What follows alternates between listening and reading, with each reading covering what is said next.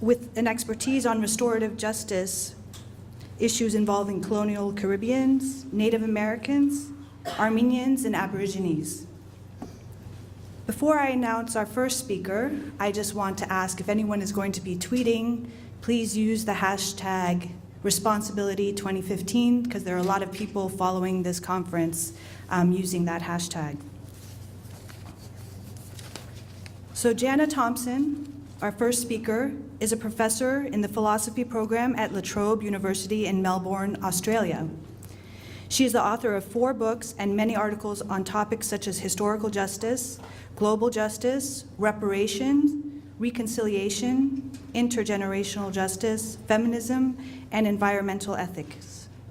Her book, Taking Responsibility for the Past, which won the 2006 Eureka Prize for Research in Ethics, examines questions of how citizens can have reparative responsibilities for wrongs committed before they were born, and why descendants of victims may be entitled to compensation for historical injustices. Her other publications include Intergenerational Justice, Rights and Responsibilities in an Intergenerational Polity, Is Political Apology a Sorry Affair?, Ethics of Repatriation, Rights of Possession and Duties of Respect, It's Remembrance Day, So What Do We Owe the Dead? She was the Humphrey Visiting Professor in Modern Feminism at Waterloo University in Ontario, Canada in 2007. She is a Fellow of the Australian Academy of Humanities. Please welcome Janna Thompson.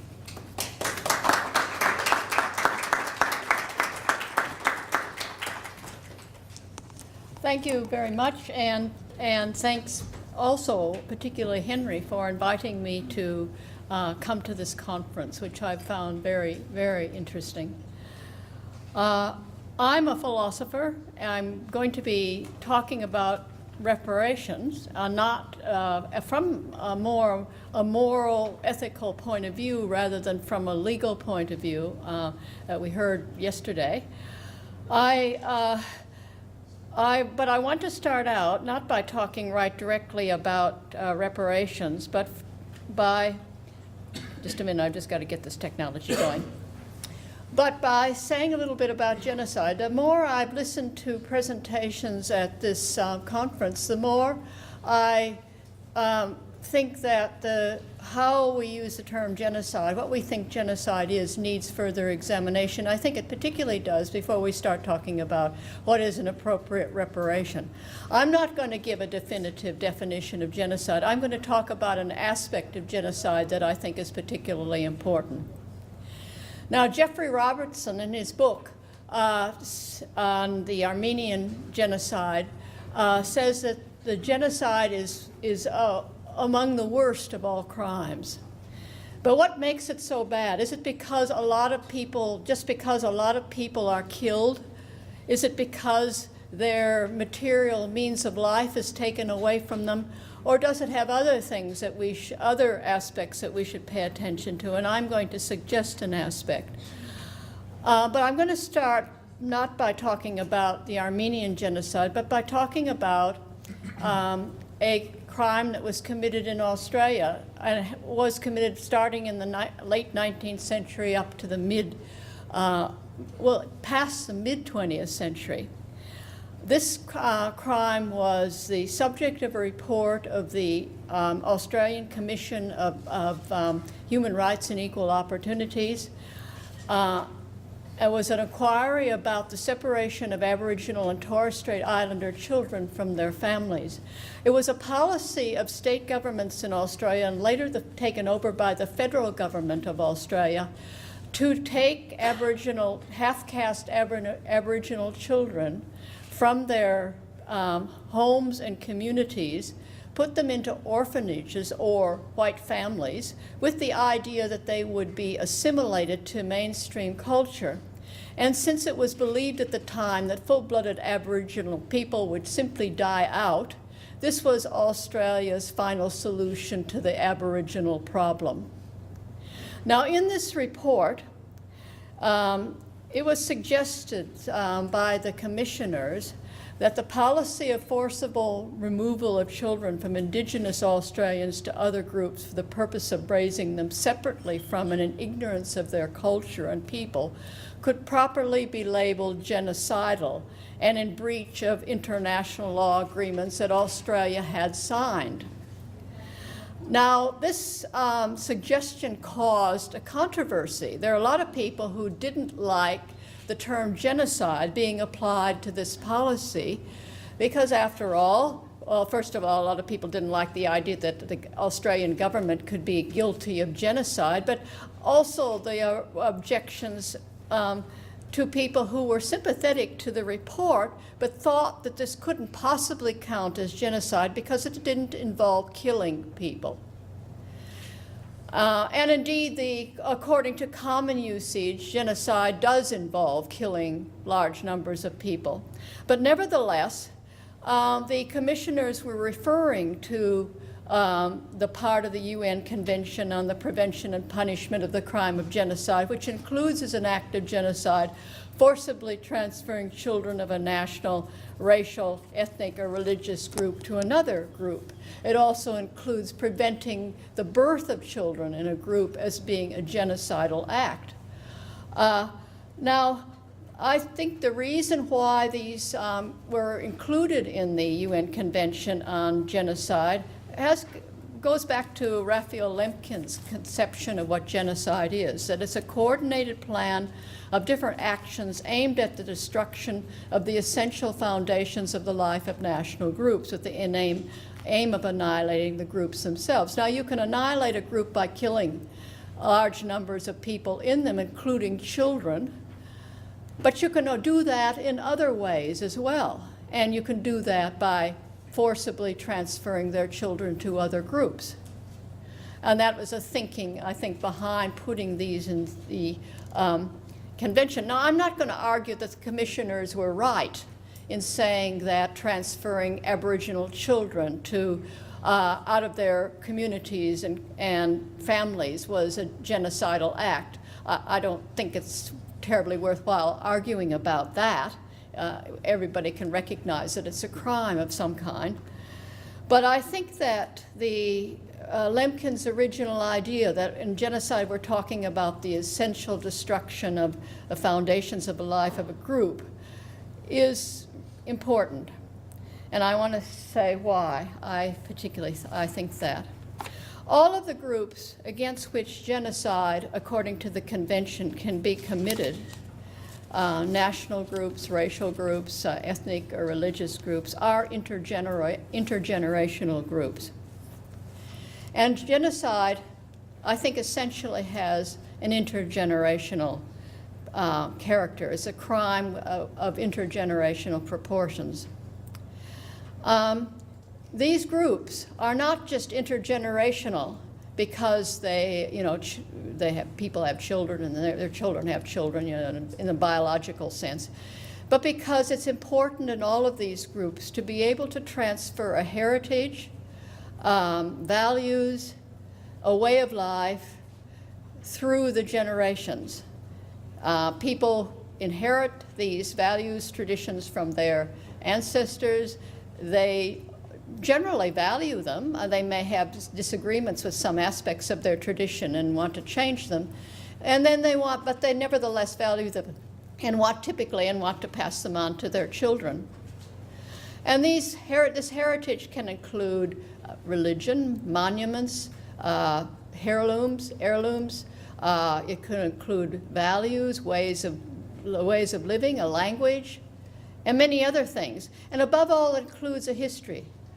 People who belong to intergenerational groups regard themselves as participating in the history of a people, carrying on a tradition and altering it perhaps in some way and passing it on to their children. The philosopher Annette Beyer expresses it as in this way, that individuals are not, just independent individuals, they're second persons, they're successors, heirs to other persons who formed and cared for them, and their personality is revealed in their relation to others and their response to their own recognized genesis.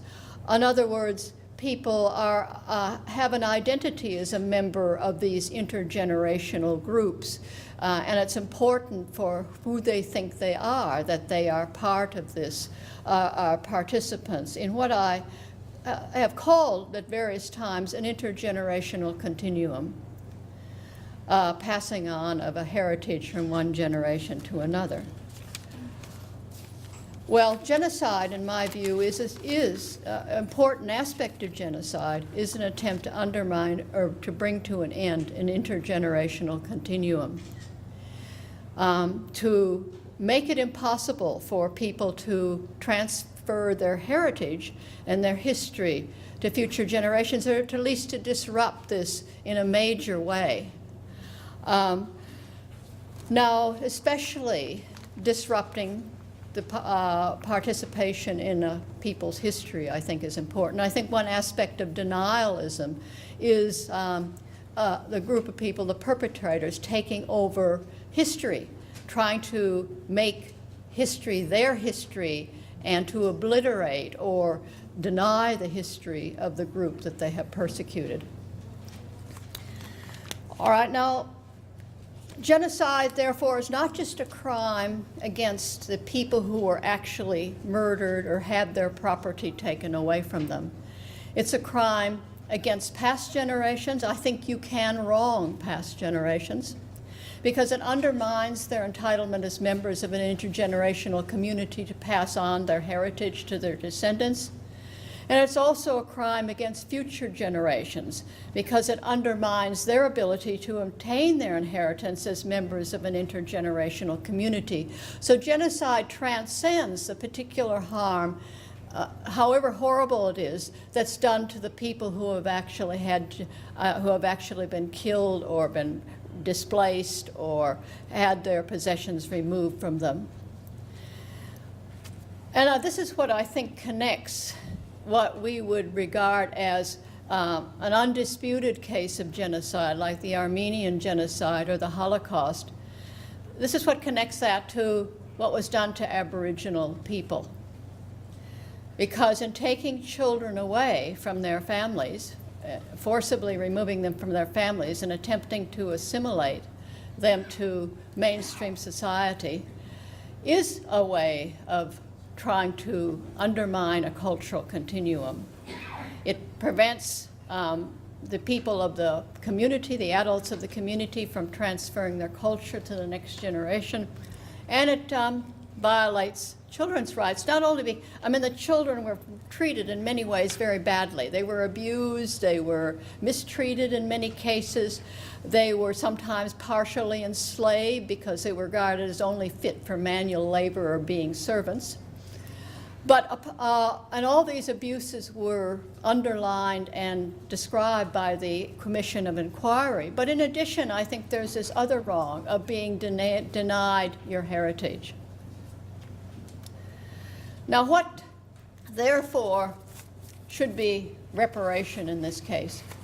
A common definition of what reparation is supposed to be, is reparation as restoration or restitution, is that reparation requires that victims be returned to the state of affairs that existed before the injustice took place, or that they receive compensation equivalent in value to what they lost.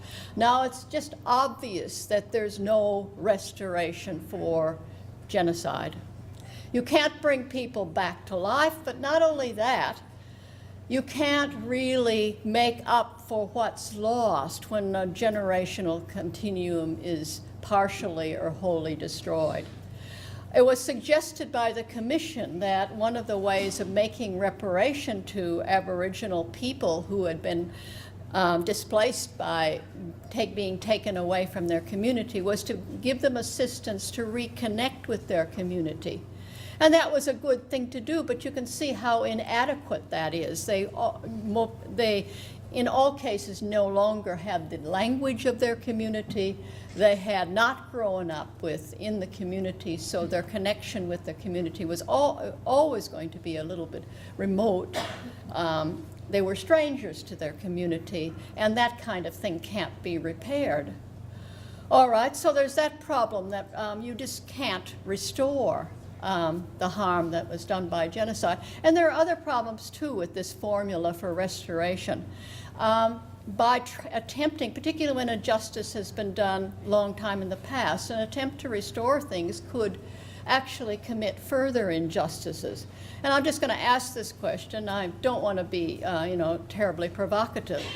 But would it be just if a relatively wealthy Americans, wealthy by world standards, were to appropriate as a matter of restoration property in Turkey that now is inhabited by poor peasant farmers who had nothing whatsoever to do with the Armenian genocide?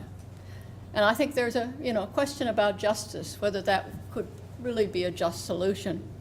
And there's another thing, that the reparation as restoration, I don't think really addresses the intergenerational problem.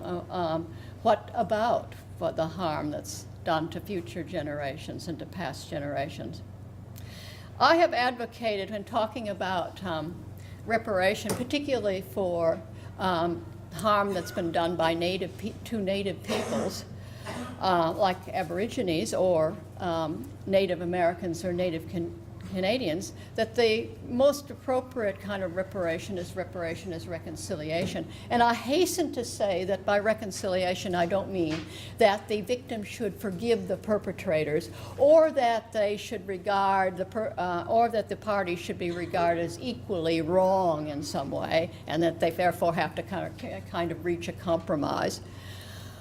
I think that reconciliation is achieved when the harm that's done by the perpetrators has been repaired or compensated for, so that the injustice no longer stands in the way of establishing or reestablishing respectful relations. That's my formula. It's a very idealistic formula.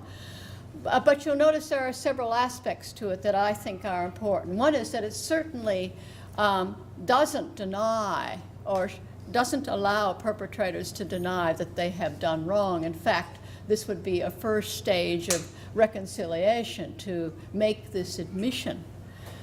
And secondly, it's future looking. It has to do with it starts with the situation of people as they are now, and considers what has to be done in order to establish or reestablish respectful relations. Now, most of what would have to be done by the perpetrators, but there has to be a certain amount of goodwill on the part of victims to go into a discussion of what should be done, taking into account the situation of people now, and the fact that attempts at restoration may actually do further injustices.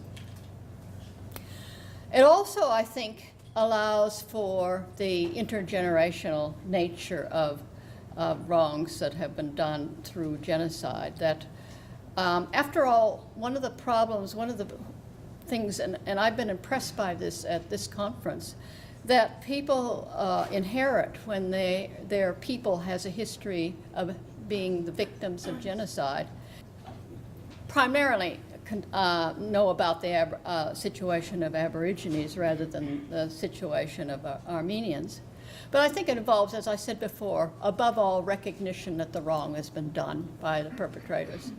In this case, well, the case of Armenians, the Turkish state. In the case of Aboriginal people, the government of Australia. And the government of Australia did finally get around for apologizing for the policy of separation of children. It took quite a few years and quite a lot of public agitation and quite a lot of pressure from Aboriginal groups, but it finally happened. And that made a great deal of difference to a lot of Aborigines, that this acknowledgement was actually made. But apology isn't enough. There are things that have happened to people because of the wrong that was done to them that do need repair. In the case of Aborigines, not just, and of course lots of horrible things were done to Aborigines, not just taking away their children, but taking away their land, and in many cases killing them in a fairly systematic way. There was genocide committed in Australia in the sense of the term that everybody accepts. And one of the results of this is the relative impoverishment of Aboriginal communities. And this is something that all thoughtful Australians think have to be repaired, although it's not an easy task. And another thing that's now a subject of discussion in Australia is how Aborigines should be recognized as, well, as a First People, as Canadians would say, in Australia. How should there be a provision in the Constitution that officially recognizes Australia? And government's supposed to be committed to that, but how it's going to happen is not quite clear. All right, so there are a number of things that in a particular situation that reparation as reconciliation would require, and perhaps others, because it may also require a discussion among people themselves about what they want, what kind of reconciliation they think they want. Aborigines have to consider, and this is a very controversial issue in Aboriginal communities, how much they want to maintain of their traditional culture and how much they want to accept some of the ways of living of mainstream culture in order to fit into mainstream culture better. And Aborigines have different opinions about this subject. And I think that this is another thing that reparation as reconciliation requires, that people who are victims think about what they now, as situation is now, think that would be appropriate form of reparation. And that might require quite a lot of discussion and consideration and controversy in a community about exactly what should be done. I think that reparation is not something that's accomplished quickly. There's no formula that can tell us exactly what should happen. I think reparation itself is an intergenerational affair, that it's an ongoing process and it lasts a long time and it can't be accomplished to the satisfaction of all communities right away. But that's just the nature of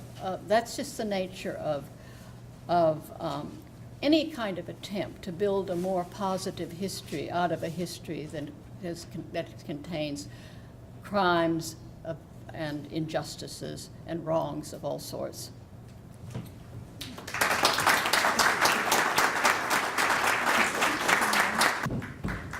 Thank you very much, Professor Thompson.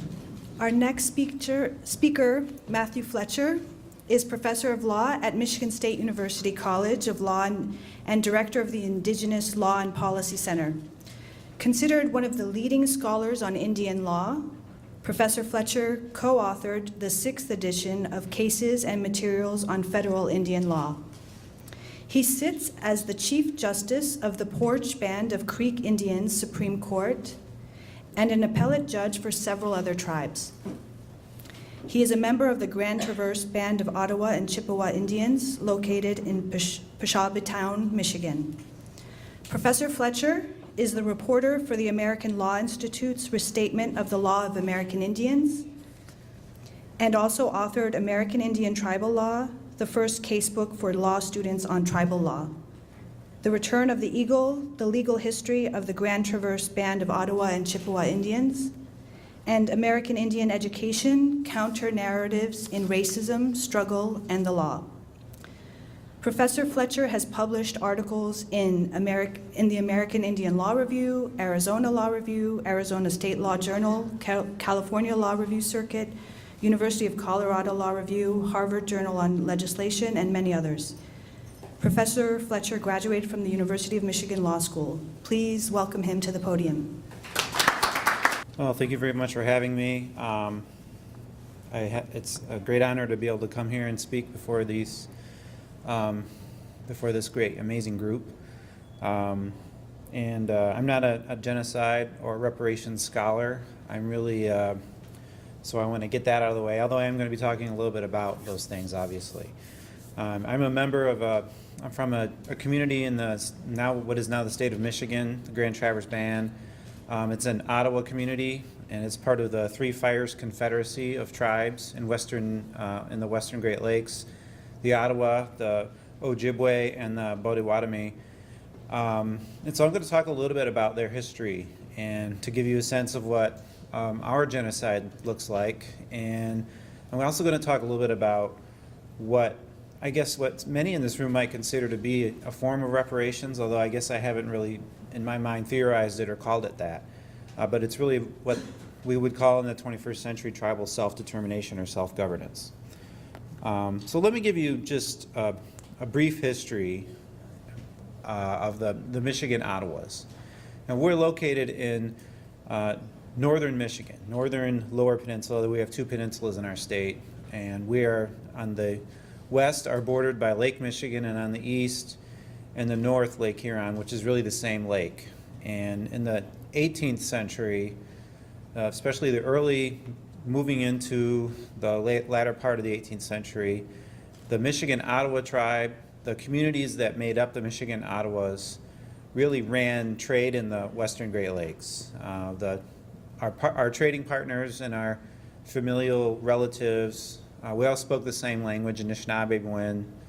The Ojibways were mostly centered around Lake Superior, and even further north than we were, conducted a lot of hunting and fishing activities, as we did too. And we would sell their goods to us, and we would trade with the French. We would trade with other tribes in the east. We had trading posts going all the way up to what is now Montreal, up the St. Lawrence Seaway.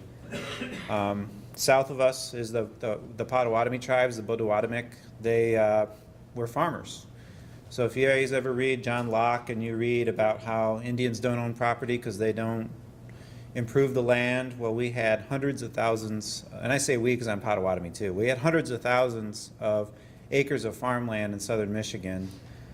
Corn, beans, and squash, the three sisters, those our commodities. And through the Ottawas were known as the traders. We sold those commodities to other tribes, to each other, to the French in the east, and later on the British.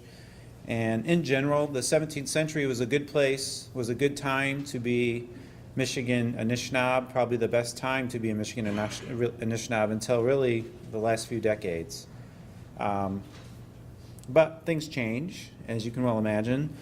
French were kicked out by the French and Indian Wars and were replaced by the British, who were not so much interested in taking control of the land, but were very interested in taking control of the trade, and began a long process of pushing the Ottawas out of running the trade in the western part of the Great Lakes. Eventually, the British lost influence, and in the War of 1812, even though technically I would say the British and the Canadians won that war, the Americans took over southern Michigan and took over all of the major forts and trading posts that the British had established. And meanwhile, the Americans came in the 19th century, and they did some truly horrific things that really constitute our genocide. Probably the most important thing that they did was to deforest the entire state of Michigan. And yeah, there are trees in Michigan now, but they're all scrub trees that have grown up just in the last few decades. The forests of Michigan and really the western Great Lakes had some of the finest white pine timber that ever existed on the face of the planet, that had existed for hundreds of years.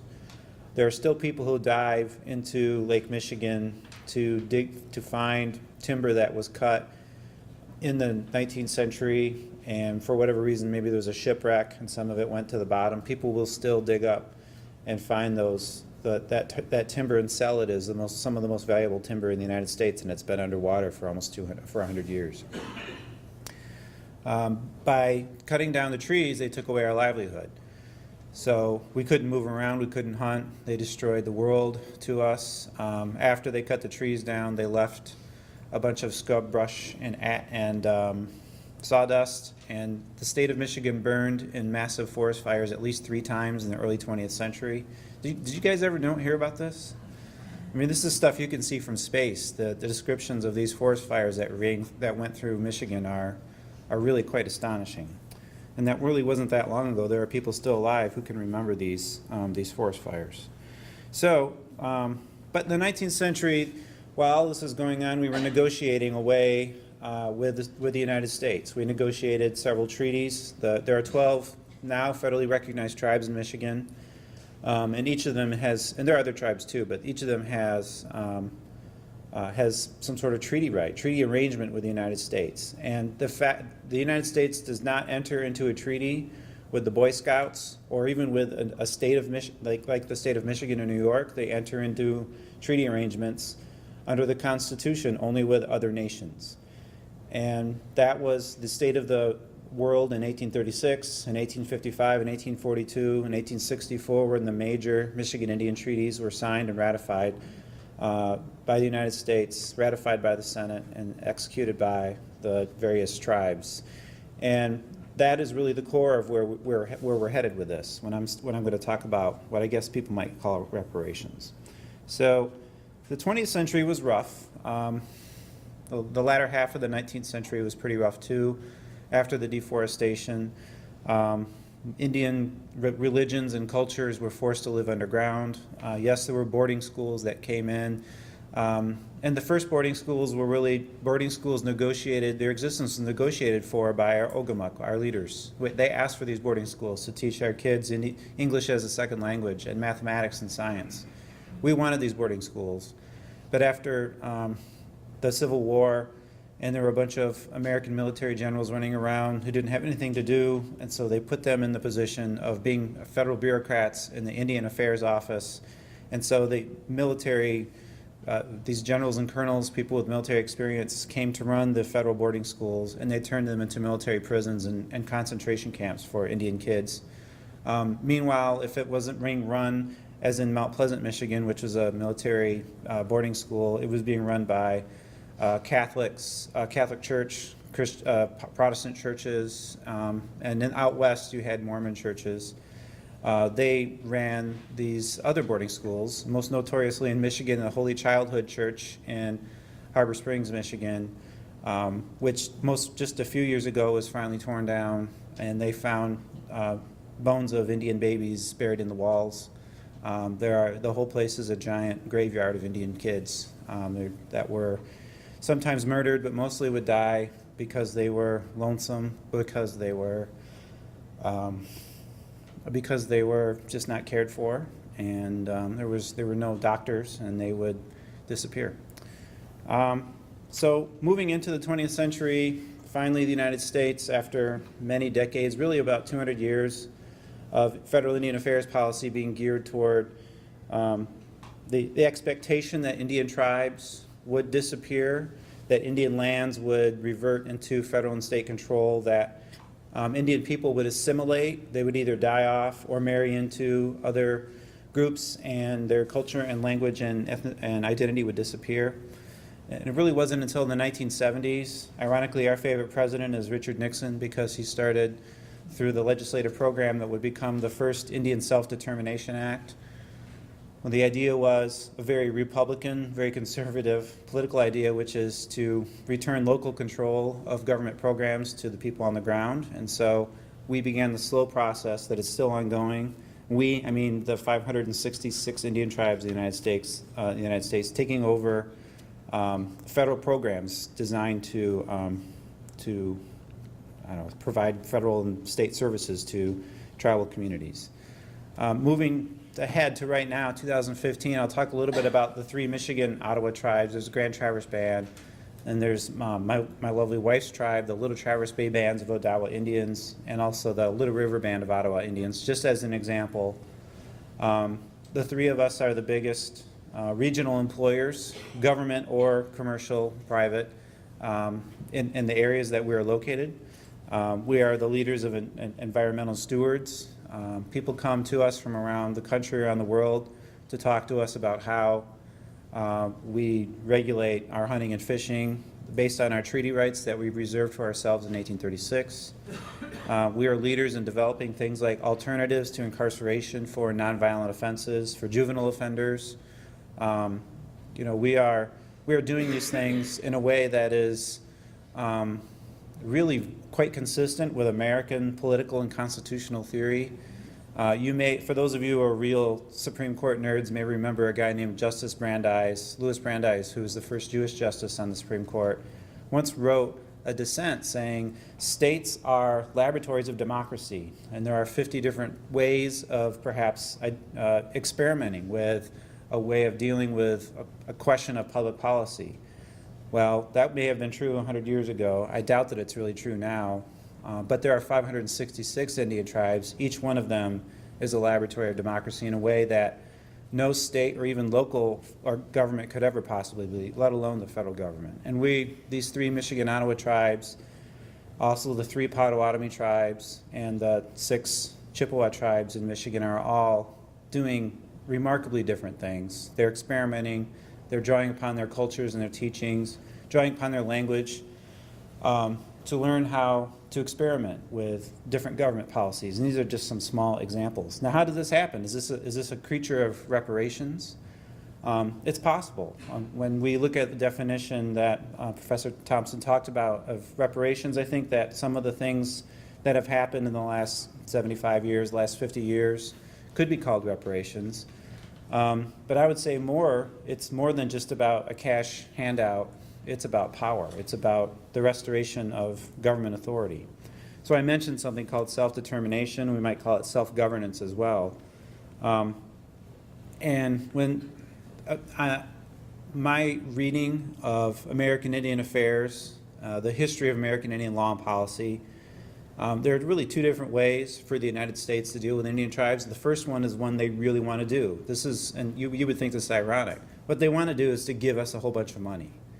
And you would think that's crazy. They don't really want to do that, and they fight it. But ultimately, that is their first best version of reparations, their first best version of restoration, to give us a bunch of money and hope we go away. And that happened in lots of different contexts. There are lots of statutes that Congress has been passing for 150 years to allow Indian people to sue the United States. Now, seriously, over 150 times Congress passed a law to allow a tribe to sue it for money because of the horrible things that Congress had done, or the United States had done to the tribes. That was before 1948. And then they just passed a statute saying, now anybody can just do it. We're going to pass a big statute to allow you to sue us for money. They want us to take the money and go away. But we don't really want the money. We want the restoration. We want the ability to recreate and to restore our governance structures and our cultures and our languages. So how does it work? Well, we had the treaties, as I mentioned. That's the good basis. And you don't enter into a treaty with anything but a nation, and a nation has sovereignty. And I'm so glad that Andrea Smith was here earlier to talk about how sovereignty is really a very troublesome notion, but we'll take it. And we'll start with this idea that we're not really the sovereigns that are people or entities that can become members of the United Nations. What we are is sovereigns we're domestic nations that have some form of self-determination. We have a trust relationship with the superior sovereign, the United States, and we work with that. And I mentioned the 70s, and that was the beginning of the self-determination era of tribal sovereignty. It's been a slow restoration. We're purchasing lands. We're recreating our reservation territories, our traditional homelands. We purchase lands that are important to us, that have sacred sites, that have environmental and resource implications. We have some freedom, not a lot, from federal, state, and local regulation that gives us an opportunity to make decisions based on our own culture and views. We have sustainable sources of government revenue, which in Michigan really means casinos, but in other places it means control over coal, natural gas, oil resources, and other ways of generating sustainable government revenue. Indian tribes generally are not taxing powers. We don't like to tax ourselves. It's pointless. So there's really no taxation there. We have independent tribal governments. We choose our own leaders based on our own processes. And we have a commitment, and I think this is the most critical part. We have a commitment, and I think the tribes in the state of Michigan exemplify this greatly. A commitment to actually govern better than the local communities that we are neighbors to. We do a better job of governing ourselves than Suttons Bay Township does of governing itself. Suttons Bay Township being the township in which we're located. Leelanau County, the county in which we're located. The state of Michigan, surely we do a better job of governing ourselves than they ever did. And I don't even want to get to talk about the Bureau of Indian Affairs and the Indian Health Service, because it didn't work out all that well for us there either. That's what sovereignty is to me, is the ability to do better than those who had come before us. And that's really where the modern 21st century tribal governance is going. And I have a couple more minutes, so I want to talk about, I want to jump onto some comments that Professor Thompson made, Professor Smith as well. So let me tell you a little quick story about Indian child welfare in the United States. We'll start in 1948 with the implementation of something called the Indian Adoption Project. It was a project created informally by the United States to adopt Indian babies out of reservation communities and give them to good white families. That was a formal project they started. And it met a lot of, at that time, it met a lot of goals from the Bureau of Indian Affairs and the federal government to save money. If there are fewer people to provide services to, then it's cheaper for the United States. This is a period of time we call the termination era federal Indian policy, where the idea was to get rid of the federal trust responsibility to Indian people and say, we'll terminate you. You guys can go off and do your own thing. We'll destroy your tribal governments and all your enterprises and put you on an equal footing with all the other people who have all of your resources under their control. At that same time, there was something the Bureau of Indian Affairs created called the Urban Relocation Project, formally instituted in about 1952. The idea there was to take people from the reservation, give them a cash handout, and ask them to move to cities like San Francisco, Chicago, New York City, Albuquerque, Detroit, give them a month's rent and say, go get a job. That didn't work out very well. There were the creation of, and really this is independent of the federal government, but Protestant, Catholic, and Mormon evangelicals who created adoption projects. Catholic Social Services in Detroit, Michigan, for example, was established ostensibly to create a safety net for Catholics and others, but really began its focus on meeting a demand, an actual demand, as if Indian children were a market commodity, a demand by white people for Indian children. We want to adopt an Indian kid. There was the second and third generation of Indian boarding school attendees. I mentioned boarding schools starting in the 19th century. By the mid-20th century, there was the second and third generation of Indian kids who had gone through boarding schools. The Bureau of Indian Affairs wanted to save money. They wanted to close down the boarding schools. They didn't want to do this anymore. It had been a terrible, massive failure. And even the BIA acknowledged it. But Indian people were pushing for boarding schools, and so the BIA kept them open. And they continued to be as incompetent and as abusive as the generations before them. There's a term in academia called historic trauma that is, in part, creates this problem. Another concept, that racist perception that 90% of Indians are alcoholics. We're no more alcoholics than white people are. We just aren't. These statistics you might hear are absolute lies. I don't know where they came from, and I'm not really sure. I'm not saying there's no addiction, and certainly there is, but it's no worse than any other rural communities. Racist perceptions that Indians at the time are dirty, uneducated, negligent, all the things that Professor Smith was talking about earlier. Frankly, the lack of Indian lawyers.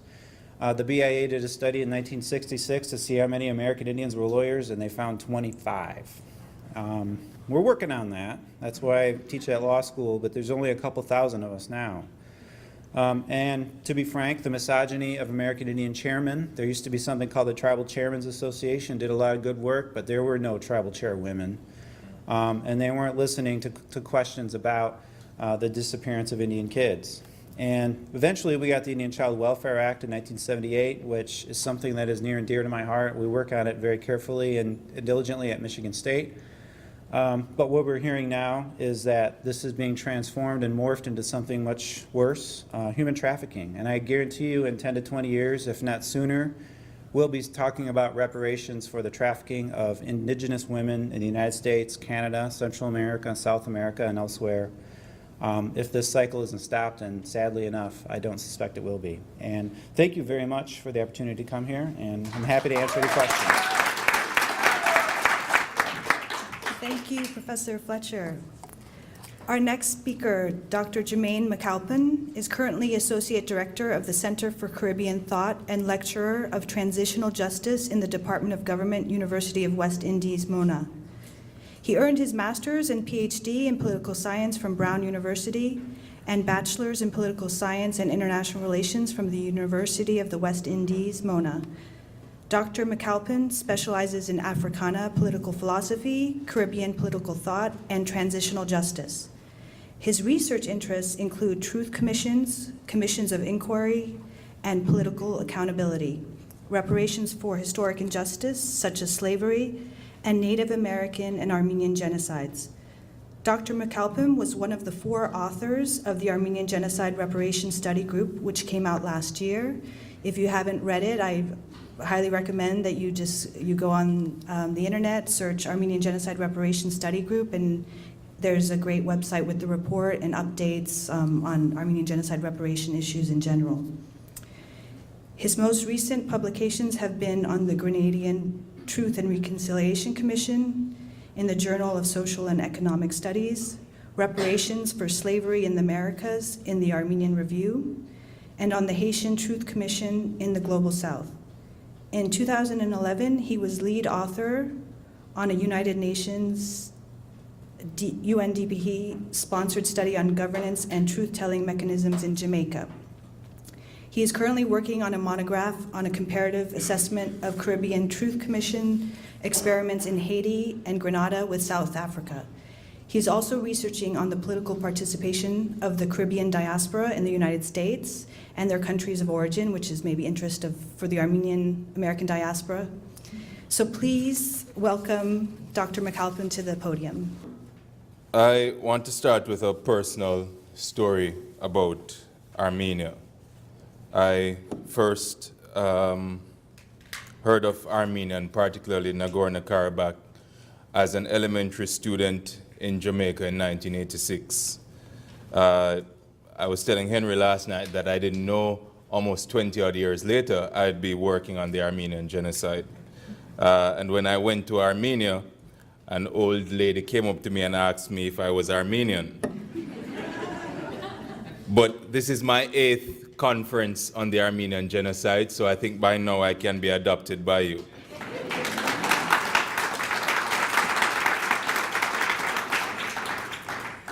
What I want to talk about in all seriousness is reparations.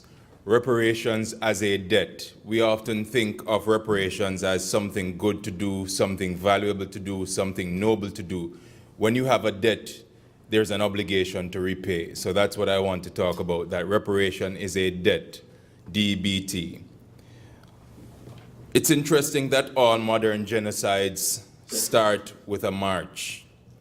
Africans from the interior West Africa to the shores for the long march to the New World. Native Americans were forced to march on the many trails of tears. The Herero Namaqua, the first genocide of the 20th century, they were forced to march into the desert in 1905. In 1914, the Armenians were forced march into the Syrian desert. The Jews in Nazi Germany were marched to gas chambers. Hutus and Tutsis were marched into churches and slaughtered elsewhere. Not only are genocides unjust, they are also morally wrong. All genocidal marches end with a very interesting thing, and that is denial by the perpetrator groups. So they start with a march and they end with denial. After all these victims must have committed mass suicide, or they vanish without a trace because no one killed them. That is how genocides are often perceived. The most potent consequence of denial as a palliative for dealing with the past is that denial creates alternate realities and therefore alternate futures. In other words, if the past is expunged or sanitized by amnesia-induced injustice, then justice is not possible. When we look at the world in which we live, there are some things we cannot erase from our mind. Denial is not new. It is the oldest profession, actually. It's older than prostitution. Memory is important for assessing genocides. When a society has not adequately confronted historic injustice, such as the Armenian genocide, it is primarily because memory has been suppressed, unwritten, or rewritten. You see, those who are in power tend to, according to Ungar, organize amnesia, especially because the genocide is quarantined into oblivion. It never happened. But that can only take place because of power. And what I want to talk about is the parity of victim groups and survivor groups. According to a Turkish author writing on the genocide, this is what she had to say. People who have fallen victim to a genocide are killed twice. First, by a weapon, and second, by the denial of truth. A genocide is even more of a genocide when you are not only condemned to death, but also condemned to be non-existent. It is because of this why denial is the continuation of the extermination. The genocides of the 20th and 21st century have claimed over 20 million lives. Of that number, the Armenian genocide accounted for over 1.5 million deaths. However, it's not just the sheer numbers that are important to assessing genocide. It is the systematic and wanton targeting and killing of a group of people to not only erase them, but to erase the memory of them. I want to make an argument that a debt is a debt, whether or not the debtor acknowledges it. The committal of genocide results in an accrual of a debt by the perpetrator regime. Reparation is therefore to be understood not as an escape clause out of historic injustice. It must be understood as a mechanism for resolving injustice. Injustice must not be understood as the possession of only the group of individuals who have suffered. Entire societies and families of nations must stand in solidarity. In other words, the Armenian genocide is not just the business of the Armenians. Just as the genocidal acts against Native Americans and Africans is not the business just of the members of these groups. Injustice anywhere is injustice everywhere. I think we do too much linguistic gymnastics. Genocides have been commonplace and may continue to be so because we continue to make this empty promise of never again. Every time the international community says never again, it happens again. They said after 1994, never again, and then Darfur happened. And we continue to say never again because we think some of our words can transform injustice. I want to argue that there are actually 6 dimensions of reparations. And it is important that we understand reparations not just as a granting of monetary compensation, as my colleagues have already described.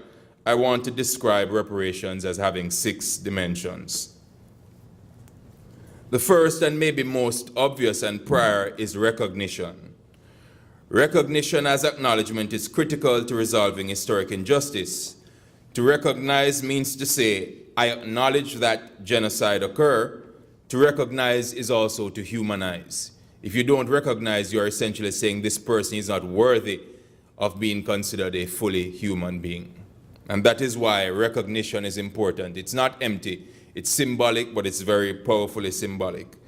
You cannot talk about reparations without rehumanizing both the victim as well as the survivors and their progeny.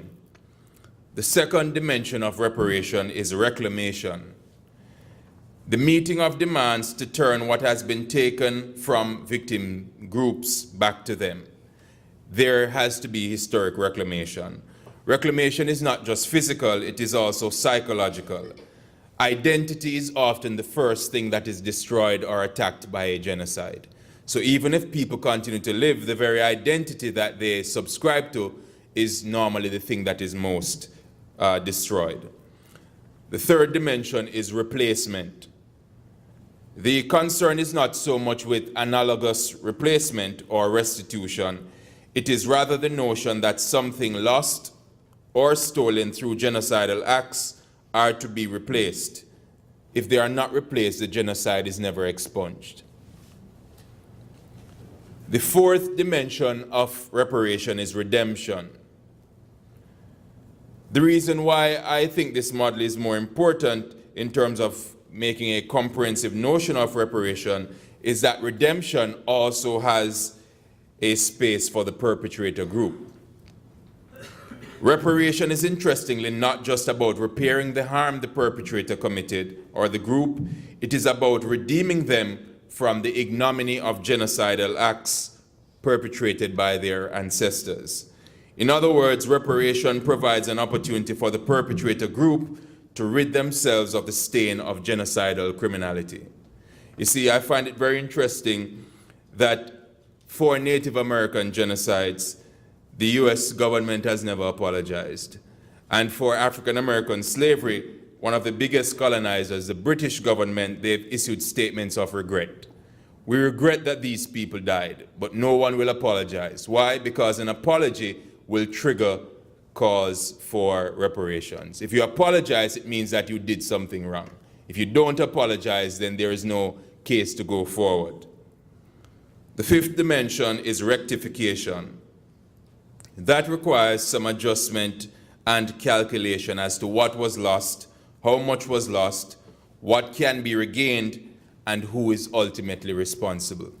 You see, one of the gymnastic exercises we do with reparation is to say, I didn't kill anyone, so I'm therefore not responsible. The sixth dimension of reparation is rehabilitation. The psyche of victim as well as perpetrator groups requires rehabilitation in the wake of genocide, irrespective of how long ago it happened.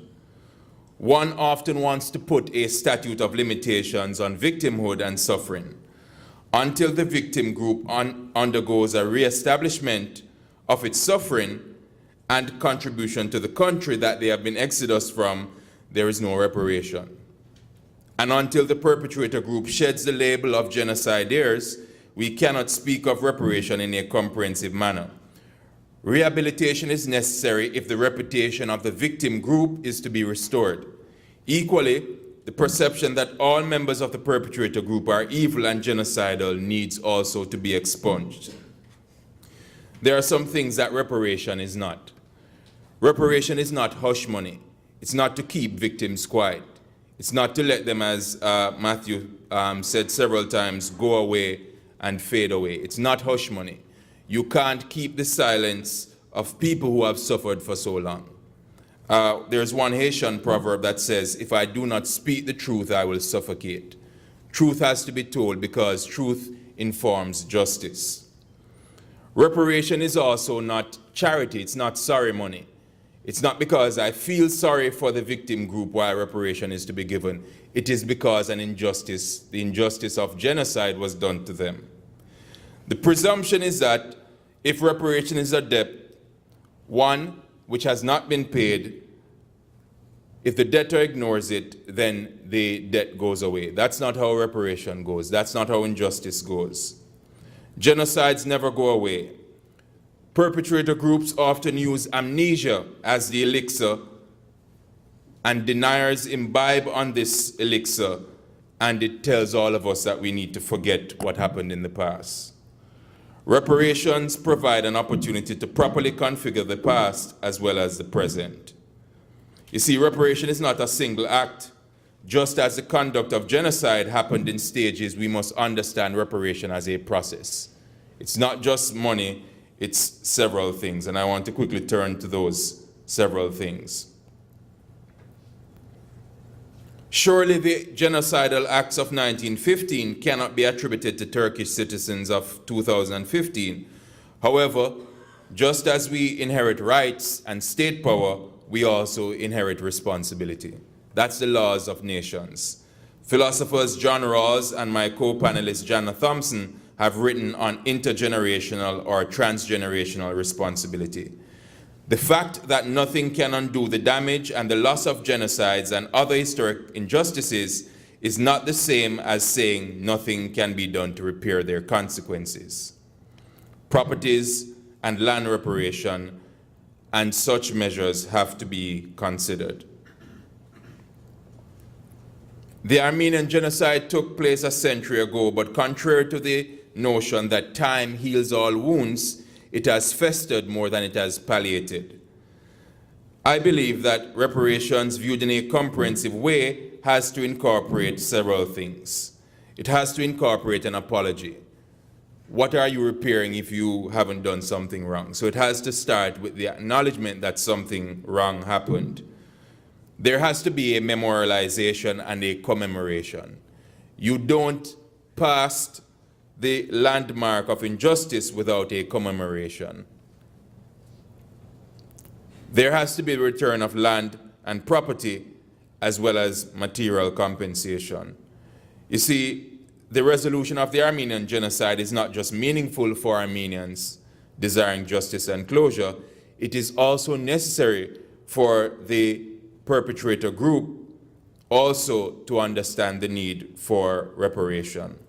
The model that I espouse is unlike the TARC model, which was an abysmal failure.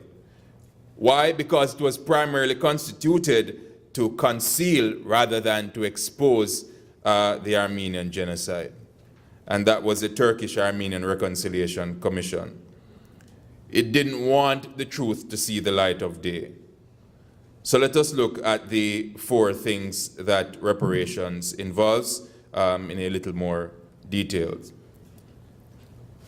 Being sorry or remorseful by itself cannot stand as reparations. Nonetheless, it doesn't mean that it is meaningless. The road to the future, reconciliation, has to start with an admission and an acknowledgement that a wrong was done. To apologize in the case of historic wrongs such as genocide also carries the burden that the apologizer is expected to tangibly atone for the wrongdoing being confessed. That is why, as I said, no US president has apologized for slavery nor Native American decimation. It would mean that a tangible atonement would accompany the apology. Second, when we memorialize, we talk about days of remembrances, place names being restored, and all aspects of the people's lives who lived them being rescued from oblivion. According to Dennis Papazian, in doing this, the summary removal of Armenians would be restored. Now, there are some objections to reparations, and I want to quickly mention them because sometimes when we think of reparations, we think that the expediency of the present overshadows the need for resolving the past. No expediencies of the present can overshadow the issues of the past. Why? Because we continue to live in the past if it's never resolved. There are 4 major objections to reparation as a debt. And the first, we put temporal limits on historic injustice. Too much time has passed. We can't go back so far in the past. Let bygones be bygones. It's not like stealing candy from a jar or stealing marbles on the playground. It can't be let bygones be bygones. It is certainly more consequential on that. I argue that there's no temporal limit to injustice. If a genocide has never been resolved, even if it happened 500 years ago, it has been lodged in the collective memory of those people who belong to the victim group. There is something that they carry within them that reminds them, even if they never lived it, because they bear the mark of their ancestors. The second is often one that is appearing flattering, and it says, we've progressed so far from this genocide, why do we want to go back? We've moved on so far, the notion of historic progress. Let's move on. I heard someone say that blacks should be grateful for slavery because we would all have grass skirts running around in Africa. And I didn't even respond. Equally, we can't talk about reparations for genocide by saying Armenians have progressed so far. We now have them as superstars around the world. Let's forget that they suffered genocide. It's not as simplistic as that. The third is the complexity of the resolution. It is going to take too much. As Janna already pointed out, we are going to have to sequester property, etc., etc. None of that, however, overrides the importance and obligation of paying or repaying a debt. Fourth, time has passed, circumstances have changed. And as I said before, there is a non-transfer of responsibility. But we know that if you inherit wealth, if you inherit state power, you inherit the responsibilities and the obligations of office. Any government that takes over any other previous government, they, by international law, are subject to the obligations made in treaty by the other governments. What I find disheartening about reparations for genocide and for historic injustice is that sometimes the suffering of one group of people appears to be in competition for resolution. As advocates for reparations for historic injustice, we must find solidarity in our suffering. It is my belief that until we can view the Native American, African American, and Armenian tragedies as requiring justice within a common light, each group separate will never advance their claims for reparations. I do not advocate for differentiated justice. The Armenian genocide bears a distinct mark because while America is often silent on the Native Indian and African American question, it cannot deny that it committed genocides. I think finally, this is how I want to close. There is a West African proverb that says, until the lion gets his own storyteller, the story of the hunt will always glorify the hunter. Until denial is extinguished, the Armenian genocide never happened, because we have to extinguish denial. The Mexican proverb of the Zapatista movement says, they tried to bury us, but they didn't know we were seeds. But a seed has to die first before it brings forth life. And so I'm saying to us all that we need to do more than memorialize those who have suffered through genocide. We must repair the past on their behalf. Genocide recognition is not for the faint-hearted, but we owe it to past generations who never even knew why they were killed. They have transferred their injustice to us, and we bear the mark as they did. Reparation is a debt owed. No cancellation occurs without atonement or reparation. Thank you very much.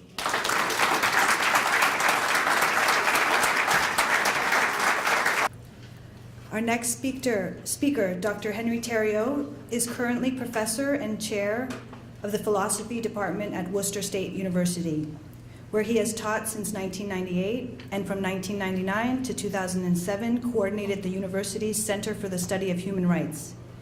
He earned his bachelor's in English from Princeton and his PhD in philosophy from the University of Massachusetts. His research focuses on reparations, victim-perpetrator relations, genocide denial, genocide prevention, and mass violence against women and girls.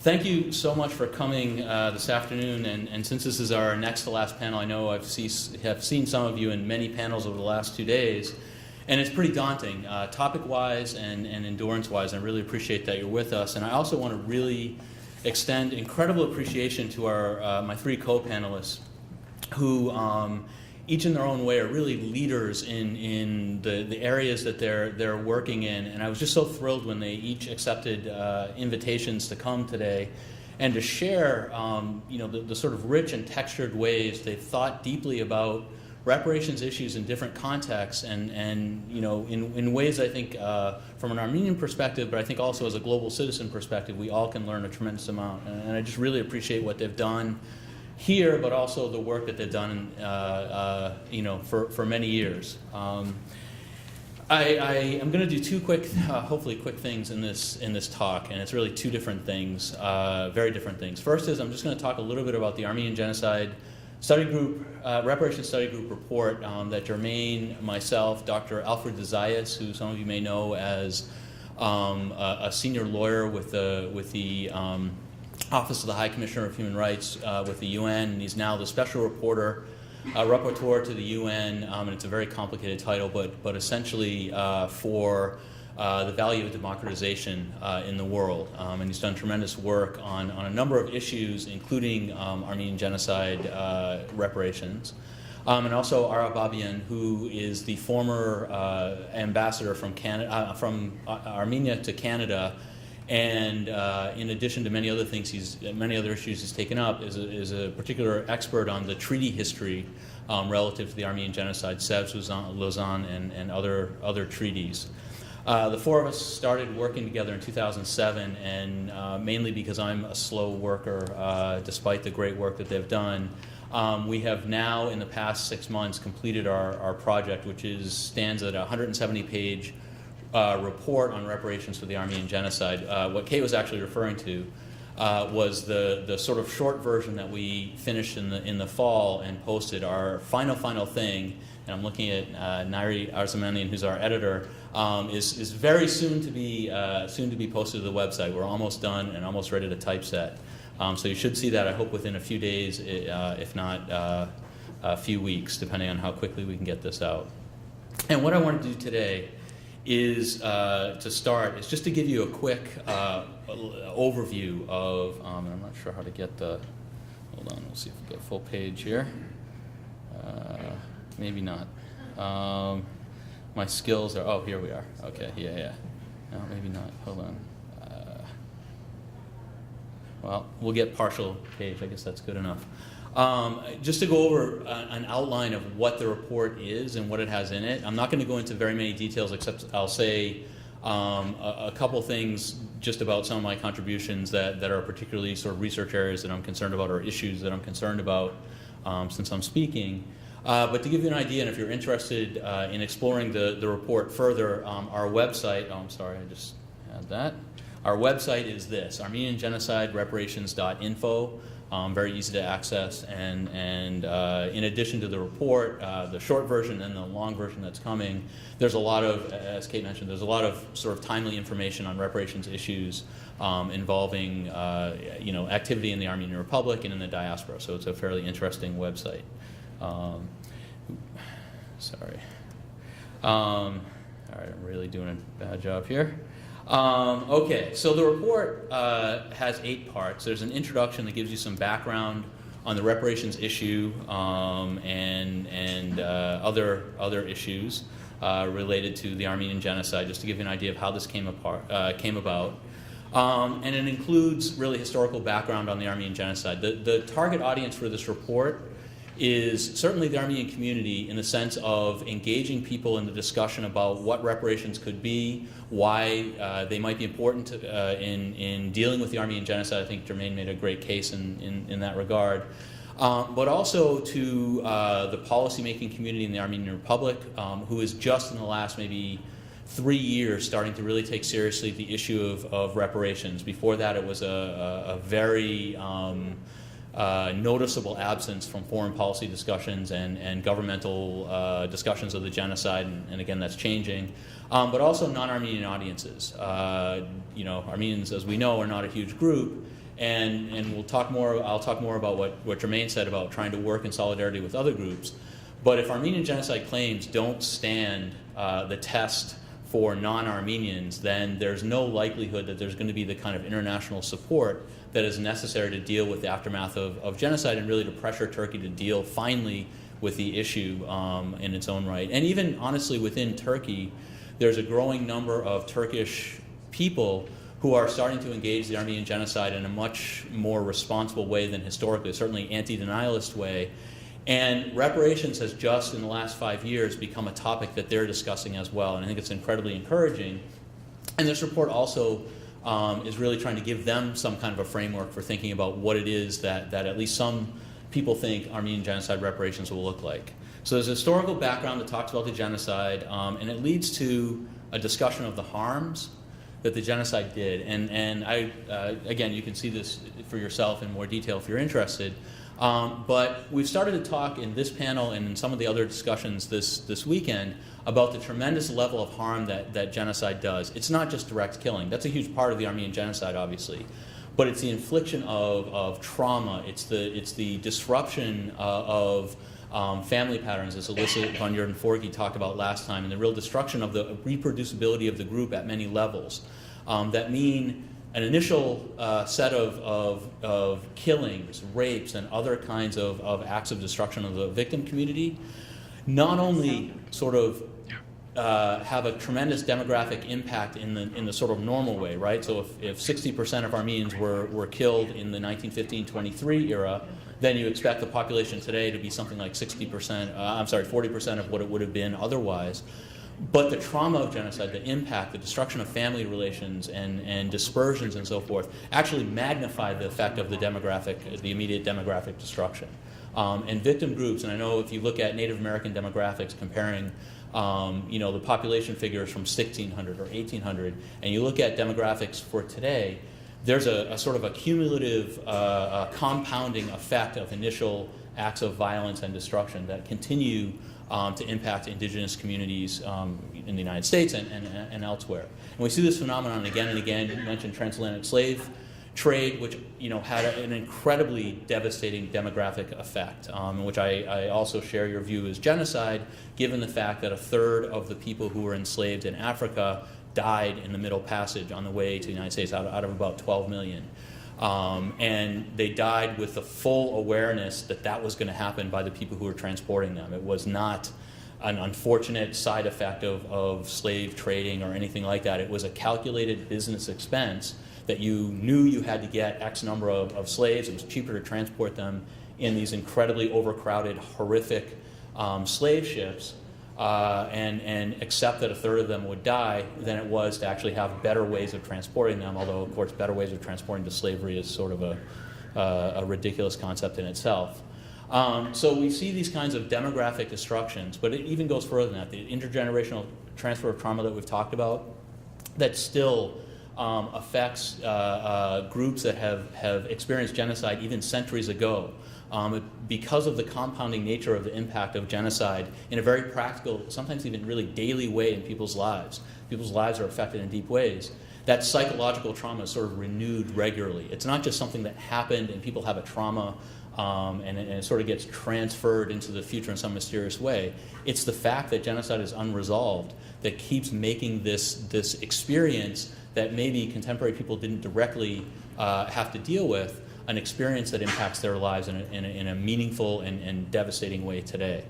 And there are many other kinds of issues. There's certainly the mass expropriation of property. Temel Demirer, one of these amazing Turkish activists that have come out in recent years talking about not just the Armenian genocide, but going beyond that to talk about reparations, talk about what needs to happen in Turkey in terms of transforming the society to deal with this, has stated, and this is backed up by other, by scholars and others, that the Turkish economy, the Turkish Republican economy starting in 1923, was built through the massive expropriated property of Armenians. That's really where it came from. And Greeks and Assyrians as well. We shouldn't forget that their property was also expropriated along in the genocidal process as well.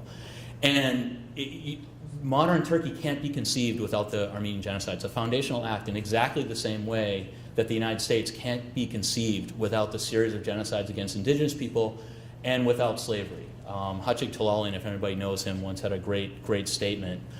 He said, look, you can really love America, but if you don't start by saying it was founded through genocide of Native Americans and built through slavery, you don't even know really what America is, right?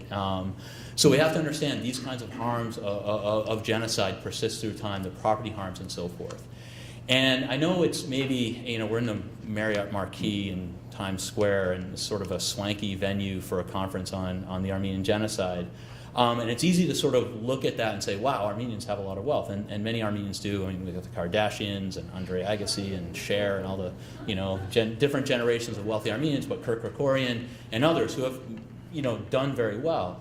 And there is that segment of the population, but I think it's misleading in the same way it's misleading to talk about Jews, who are all wealthy or something like that in Europe before the Holocaust, which really wasn't true. There were a lot of poor Jews in various places, and there are, the vast majority of Armenians before the genocide and a significant amount of Armenians today are not wealthy people. In fact, the vast majority of Armenians before the genocide were poor peasants right alongside of everybody else. And I think it's a sort of a myth of genocide justification that Armenians were just so much better off than the Turks, Kurds, and others around them. It was a way of justifying genocide, and it was a way of taking certain token Armenians who were wealthy and making them sort of stand in for all Armenians to justify this sort of resentful hatred that drove a large part of the on-the-ground killing in the genocide. And we can go on with the harms, but I think it's important to keep in mind the harms, because when we talk about the impact of genocide, it is across the board devastating. Lemkin, we've heard him about him many times this weekend, including in Janna's excellent presentation, really understood that genocide is not just about killing. And in fact, killing, if you look at genocides, at Lemkin's discussion of killing, killing occupies a very small sort of part of that overall discussion. I mean, he was looking at all the kinds of things that we've been talking about today as so central to genocide. In order to understand why reparations matter, we've got to understand the harms. And I want to extend just a little bit more in terms of the harms. When we talk about territory, we talk about economic wealth. I think Armenians should be very proud that there's an Armenian Republic that has continued to exist through... Oh, great, thank you, perfect. Actually, I might actually make it. But that's continued to persist through some very difficult 25 years of difficulty, and really, going through the Soviet system and the loss of the First Republic after sort of the Turkish nationalist movement conquered a significant part of it. But the Armenian Republic today is poor, although there's some money in it. It's landlocked, it's small, it has difficulty having enough farmland to feed itself. And even more importantly, and when I say small, it's small because there aren't that many Armenians around because of genocide. Richard Ovanessian, who may or may not be around here, and I've quoted him because when I was he is back here. And he probably doesn't remember saying this, but in 1991 he gave this great lecture, and it was one of the things that really motivated me to deal with the Armenian issue as not a personal issue, but as a scholar. Like, I realized, wow, you can do amazing things, and I can't do as amazing things as he's done, but you can do amazing things as a scholar to try to deal with this issue. And he was looking not at the genocide, but actually his specialty, the Armenian Republic. And he said, look, if the Armenian Republic had been just allowed to continue without being conquered, without being sort of subject to all the forces that were on it when it existed, he estimated a republic today of about 18 million people. And to think about that, even after genocide, to think about what an Armenia the size of Syria, the size of Iraq would mean for the security of Armenians in the world. We have a frail identity. We have a republic that, because of the legacy of genocide and a few other things, Soviet Union and so forth, may not exist in 50 years. And I know people hate to hear it when I say that, but may not exist. It may not be viable long term because of the size and because of the hostility of a neighbor that became enriched through genocide, and demographically even through transfer of population and many other things, is a huge power of 70 million people, but maybe 10 million are Kurds, so that's a more complicated issue for Armenians. Armenians are in a hostile environment, setting aside Azerbaijan on the other side. And we can't take for granted the future of the Armenian Republic, and we can't take for granted the future of Armenians in the diaspora with a cohesive, coherent identity that struggles to survive. I'm a great product of that. I don't really speak Armenian as third generation moved from people who lived in Armenia. And so there's a lot of forces that the genocide continues to sort of push against Armenians. And I think this is true of many, many groups in the world. Many of whom, I should say, many groups, especially smaller groups, Amazon Basin and so forth, have gone out of existence because of genocide, because of these forces. We're big enough maybe that we're hanging in there. Without reparations, I really think that there's a real question about the future viability of Armenians. And that's despite all the heroic efforts people will make. And that's really why I think it's so important. Going back, I've actually started talking about the harms. And just to go through the report a little bit more. Alfred de Zayas was the lead person on the next aspect of the report, and really looks at the Armenian genocide and international law. And he has a number of important insights that he is world renowned for. But one of the most important is dispelling the myth that genocide was not illegal before 1951, when the Genocide Convention was ratified and had enough people ratify it.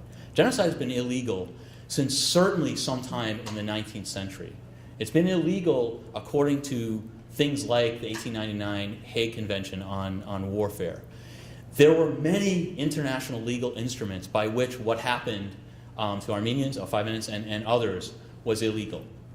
Okay? But they didn't use the term genocide, obviously. And this is incredibly important for understanding why there's still a legal issue about the Armenian genocide, setting aside the term. Next session is Nahapetian talking about the Treaty of Sèvres, which, as Richard talked about yesterday, many people consider dead. But he came up with this great argument that may have some legal feet. And that is, it's not about the Treaty of Sèvres, it's about the arbitral award that President Wilson actually oversaw that fixed a certain territory to be given to Armenians, specifically for rehabilitation of Armenians. It was calculated, the commission was put together to try to figure out what it would take to restore Armenians to being a viable community. And that was the award that was supposed to be given to Armenians, regardless of whether the Sèvres Treaty was ratified or not. And so he argues that case in this part. The sixth is mine. I won't say too much about it now, except that I do a couple things. I try to point out that most major ethical theories, or maybe all ethical theories in the Western tradition, support reparations. Whether you're a Kantian or utilitarian, or I may even look at what I'll call sort of critical anti-racist, anti-sexist ethical theories that have come out in recent years. They all support reparations. And again, you can, in ethics, you can argue all sorts of different sides. But if you just do a basic examination, there's support there. But I also, and more importantly, maybe look at the common objections. Jermaine did a great job of talking about some of them. And I think it's important to keep others in mind as well. One of them is that dialogue is the way to go. Reconciliation in some simple way, and I really appreciate Janna's very complicated and textured way of talking about reconciliation as a lot more than just getting along and having the victim group feel good about what happened. Sort of if everyone just smiles about it, then I guess there's no real problem, right? And for some victim groups after decades and centuries of dealing with a trauma, that's actually sometimes psychologically a very comfortable thing to do. Doesn't make it right. And dialogue is always about power. When Armenians talk to Turks, it is a power differential, a dramatic power differential that was made worse through the genocide. And so dialogue processes inherently favor the people who have done the wrong and inherently disadvantage those who are in the victim position, whether they're formal negotiations or just open discussions about the past. I won't go on too much more about that. Section 7, you started to get a taste of that. That was, Section 7 was Jermaine's absolutely brilliant and for me just completely game-changing and framework-changing concept. Originally he introduced this back in 2005 at the first conference I met him at as a move from a Truth and Reconciliation Commission idea to a Truth and Reparations Commission idea, which is just a brilliant insight to rethink what we mean by truth commissions and to introduce the notion of this many-layered and multifaceted concept of reparation that he is really inserted into this report and sort of got me and others thinking about in very productive ways. Section 7 and Section 8 we start to look at, Section 8 we look at the more practical things. How do you calculate reparations? How do you deal with, who would get it? How do you deal with, the fact that we're really talking about group reparations, not individual reparations with this, but how do you decide what the group is and who's entitled to have a say in this? Harut talked about this quite a bit yesterday. This is all, this will all in the full version be available soon. I hope it'll be very interesting to people as we go forward. I would like to say one other thing is to pick up a theme that Jermaine also touched on. And it's really why we are concerned about reparations, or why I'm concerned about reparations. If I were thinking about this as just an individual Armenian, or an individual person thinking about being Armenian, for me there's a real illegitimacy in thinking that way. It's a kind of selfishness. What's wrong about the Armenian genocide is not Armenians in particular were victimized, but that a group of people is victimized in a way that's wrong for any group of people. And when we talk about justice for the Armenian genocide, it has to be contextualized within a much broader concept of justice that has to be understood as being shared with many, many other groups. And this is something that I think in the Armenian community I'm very heartened to see has changed, has opened up quite a bit in recent years. But I want to push this a little bit further.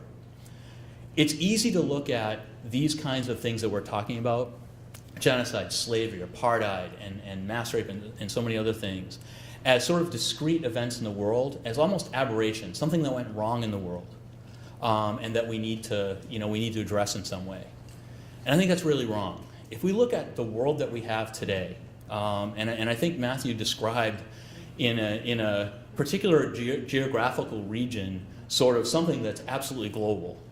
If we look at the world that we have today, it's the product of centuries of colonialism, slavery, apartheid, mass rape, exploitation, aggressive war, and of course genocide.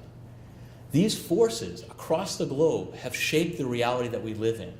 And when I talk about reparations, I think of it not as, well, we got to, maybe, just balance out some small harm. What I'm really talking about, and again, Janna mentioned this, or talked about this in a really important way, as forward-looking. How do we rework the world so that this horrible past impact on the present, which we can't ignore, the past doesn't go away if we don't deal with it, right? The world we have is exactly the way it is because of historical causation.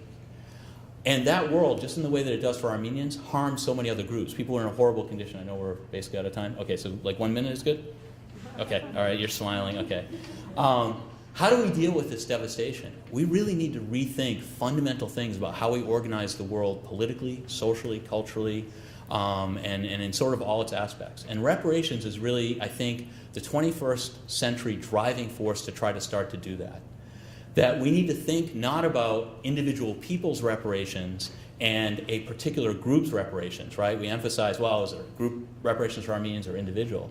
We need to start thinking about individual group reparations versus a global process of repair. And that's where I hope people thinking about, from an Armenian perspective, are going to start to take our particular issue in the future. And I think that's not just as a matter of practical concern, and Jermaine talked about that, but also a moral concern, as he also talked about. That we need to start thinking in a global sense and understand that the process of repair is the process of repair of humanity in general. It may look like it's just Armenians or Native Americans or whoever else, but it's much broader than that. Thank you so much for your very kind attention. I would love to know, what can you all as individuals do to help this process along? Well, I think it's always necessary to, there's a lot of injustices in the world, there's a lot of things to be done, and no individual can be concerned with all of that. So you have to choose where you think you can be effective. And I think the most important thing is to work politically, to get the governments to do, particularly your own government, to do things.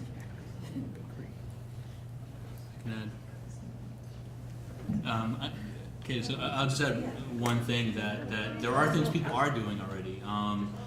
I don't know if people really pay attention to some of the issues that the ANCA has raised in the last 10 years, but one of the things they started doing was supporting African American reparations, particularly with Congressman Conyers introducing the bill every year for an exploratory commission to look at the issue.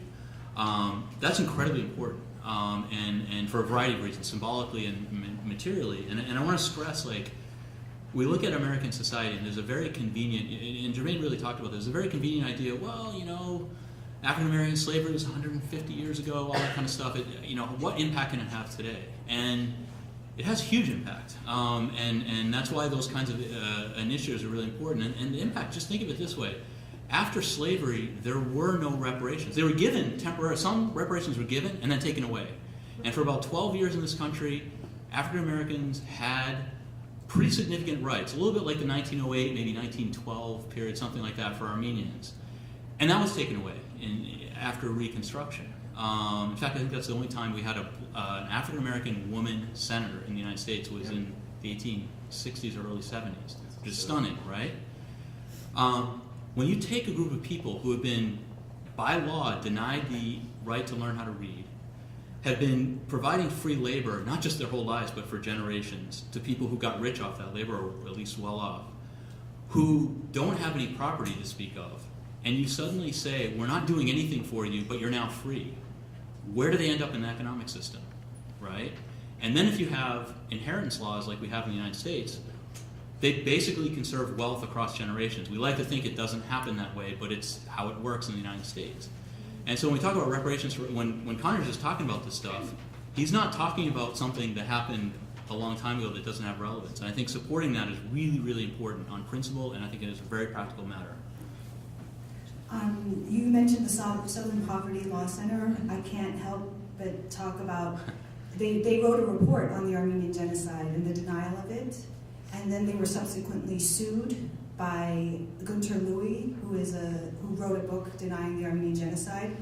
And as part of their settlement of that case, they came out with a statement that questioned the Armenian genocide. So it was really unfortunate.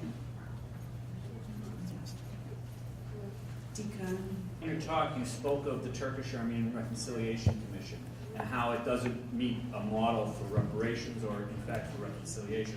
And I was wondering if you could expand on why. I mean, I've had my own perspective, but I was wondering what reasons you have that position. They were allegedly disbanded in 2004. There is nothing to indicate the report's contents. So everything was beyond the bane of transparency. It wasn't transparent. And when I look at the recommendations, none of the recommendations even acknowledge a genocide. And that is primarily, I would believe, the raison d'etre for constituting a reconciliation commission between Turks and Armenians. So the very apropos recommendation, or the most apropos recommendation, would have been to acknowledge the genocide. So in other words, I think it was established primarily to frustrate the efforts of Armenians to get the genocide properly recognized. Who will speak for the Armenians? And I'm curious, you said that there were over 500 tribes. How are they organized? Who speaks for the American Indian? National Congress of American Indians, most of the tribes are members of the NCAI, so they take the lead on a lot of these things. There are a lot of regional tribal organizations that do some of that work nationally and within state governments. But the people who speak for the tribes are the elected tribal leaders themselves, ultimately. And but nationally, I think NCAI, the Native American Rights Fund, is sort of the legal arm that's been around for 40, 50 years now. It's done a lot of the impact litigation and education type stuff. But that's who's really kind of running the show on that in that vein. I wanted to say one statement about the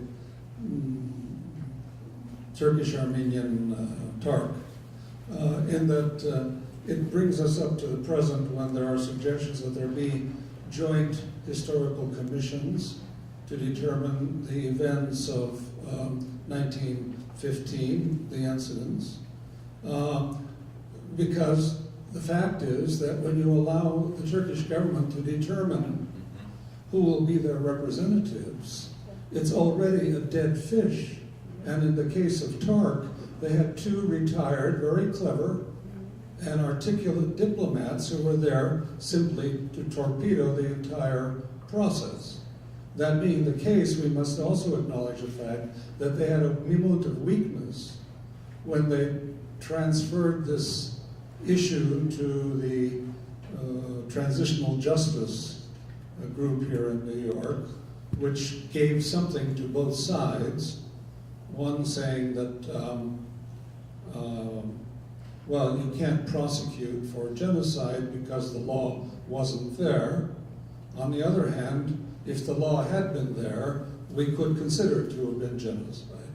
But I think it's a very good lesson, and the Armenian government should also be aware of that lesson, that when you have governments that are going to select who the participants are, it's devastating. And Henry also knows, and I disagree, and I wasn't going to say it, but since I'm talking, that in this argument, or in this document, and the ARF also is present, like the argument of Mr. Babian, we all like it, in that the Wilsonian agreement is something separate from the Treaty of Sèvres and therefore still can be reinforced. And that gives us, I think, a full sense that we shouldn't dwell on.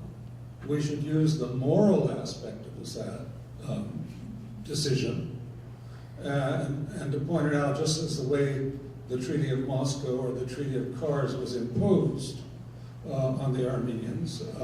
This agreement also has an issue of morality, but legally I don't think you can find any group of international lawyers who are going to say that the separate Wilsonian document can be enforced without acceptance of the Treaty of Sèvres, which was never ratified by anyone. This is a downside, and I'm sure it could open up debate, and I wasn't going to say it, but since we did raise the issue, this is a fine document, but I take exception to this one part of it. In speaking about the intergenerational effects of genocide and the proper reparations, including, my understanding is this restoration of culture that's lost across generations, I'm wondering, this is a bit abstract, but what that would mean when so many of the victims of family of Armenian genocide victims are suddenly living in a diaspora, and so what cultural restoration might look like for a huge diasporan population. Thank you. Probably most of the cultural restoration would probably have to be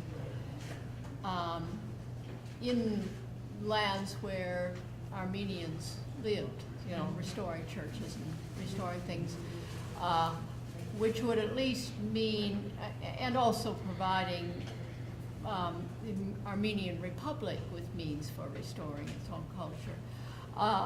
As far as the diaspora people are concerned, I would think there could be ways of subsidizing cultural events or enabling people to maybe even build memorials where they are. I'm sure people have thought about that, so I probably much more than I have, but those are the sorts of things that occur to me. Okay, I want to add maybe some other ideas could be like funding Armenian schools in the diaspora, funding language for the diaspora to maintain the language. Yes, and all these things are, in a way, small things compared to the wrong that was done, but at least it's something to do, and it's something to enable people to pass on things to future generations. Well, thank you very much. This round of applause for